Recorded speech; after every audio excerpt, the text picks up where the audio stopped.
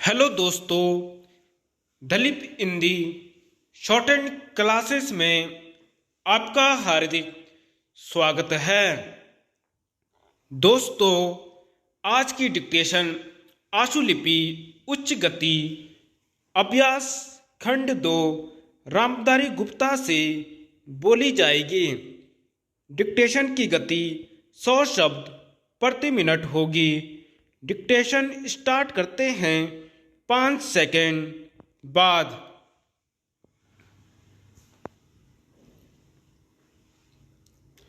भाइयों, आखिरकार एक लंबे संघर्ष के बाद, जो कि मुख्य रूप से अहिंसात्मक था और जिसका नेतृत्व ऐसे विलक्षण व्यक्ति ने किया जो अहिंसा और सत्य को ईश्वर का पर्याय मानता था, परंतु स्वतंत्रता के किनारे पहुंचने के अंतिम चरण में भारत को खून की नदी में से होकर गुजरना पड़ा।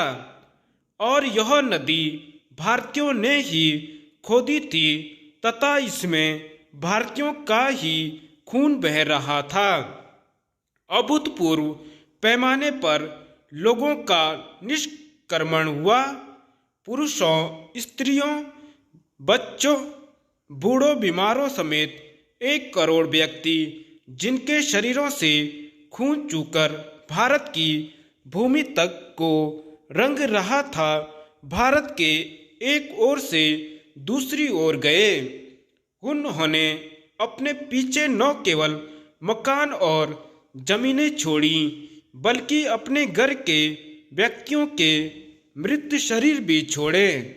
स्वतंत्र भारत के किनारे तक पहुंचने के लिए देश को यह मूल्य चुकाना पड़ा और वह 2 प्रभुता संपन्न राष्ट्रों भारत और पाकिस्तान में विभाजित हो गया।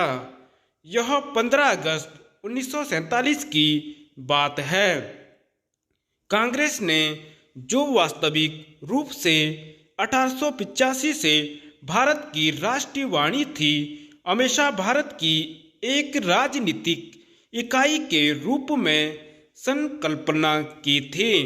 कांग्रेस को अंत में भारत का विभाजन स्वीकार करना पड़ा। वैसे तो यह स्वीकृति सहमति से दी गई थी, परंतु वास्तविक रूप से देखा जाए तो यह ब्रिटिश शासकों द्वारा पिछले कई दशकों से उत्पन्न की गई परिस्थितियों के दबाव के कारण था।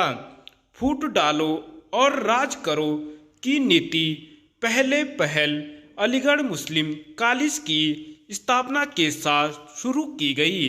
एक दूसरे के बाद आने वाले ब्रिटिश प्रिंसिपलों ने पृथकता का विचार मुस्लिम नेताओं और छात्रों के मन पर बैठाया।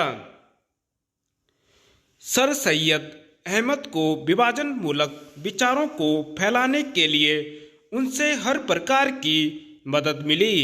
हम यह नहीं कहेंगे कि इसमें हिंदुओं का कोई दोष नहीं था, जो मुसलमानों से सामाजिक स्तर पर अलगाव बनाए रखते थे और आर्थिक दृष्टि से उनका शोषण करते थे।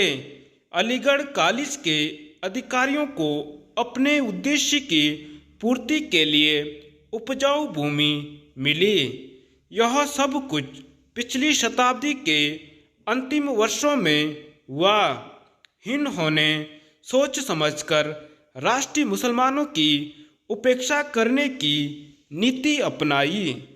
1947 में कांग्रेस के पास विभाजन स्वीकार करने के सिवा कोई विकल्प नहीं था, विशेषकर गंभीर सांप्रदायिक झगड़ों के कारण, जो कि गृह युद्ध का रूप धारण कर रहे थे। जिन्ना ने यह सुझाव भी दिया कि सांप्रदायिक आधार पर आबादी की अदला बदली की जाए।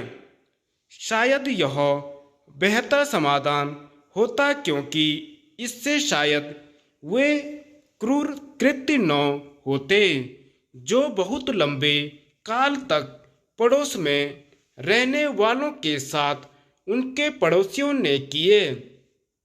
विभाजन को स्वीकार करते हुए कांग्रेस ने 15 जून 1947 को दिल्ली में एक प्रस्ताव पास किया, जिसमें अंतिम बार भारत की मूलभूत एकता का आग्रह किया गया था। इसमें कहा गया था, पिछली 2 पीढ़ियों के श्रम और बलिदान को नहीं, बल्कि भारत का विस्तृत इतिहास और परंपरा भी इस मूलभूत एकता की साक्षी है। धन्यवाद।